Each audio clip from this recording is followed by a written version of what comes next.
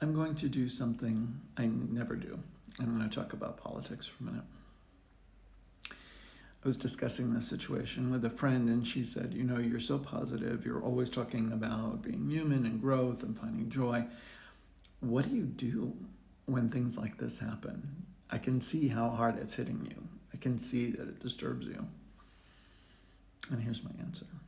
The situation was the invitation and welcoming of a leader who has been investigated and charged with war crimes by the International Court of Justice, and yet was brought in and allowed an open speaking presentation in the hallowed halls of the United States government, and did speak to many U.S. senators and representatives, and received several rounds of standing ovations.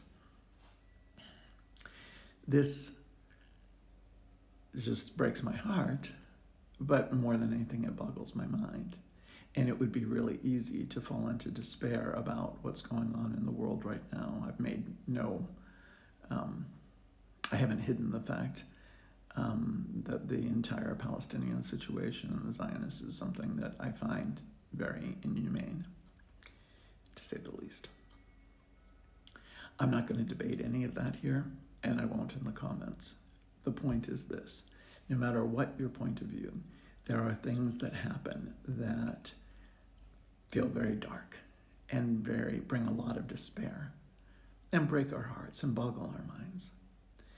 And what I do when that happens is I look for the light. I think that's all we can do, whether it's a personal situation or it's something like this. The hope is that there's a whole list of U.S. senators and representatives who did not even attend this presentation yesterday. Those people, I'm sure, were not part of the invitation and the doing of his dirty laundry in a literal sense at the U.S. government's expense. There are many people online speaking against this and about it and exposing it, and from all walks of life, journalists, celebrities, pundits. There is a shift going on in the politics in the U.S. that's brought many, many people hope. It's palpable, and people are putting their money where their mouth is on it too. Those are all hopeful things. And I choose, and I hope you'll choose, no matter what the difficult situation, no matter what the dark is, I hope you'll choose to focus on the light and to keep hope alive. Because the alternative is for us all to go into despair, and that's not going to help a thing. Staying with hope could change everything.